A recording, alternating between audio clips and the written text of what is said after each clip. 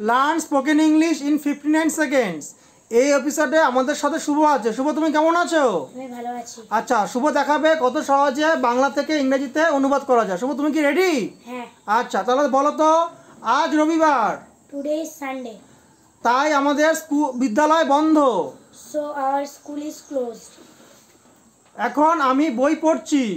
Now I am reading book. তারপর আমি খেলতে যাব। Then I shall go to play. বন্ধুরা মাঠে আমার জন্য অপেক্ষা করছে। My friends are waiting for me in the ground. আজ সকালে বৃষ্টি হয়েছিল। Today in the morning it rained. তাই আমরা ফুটবল খেলবো। So we shall play football. আমরা খুব আনন্দ করব।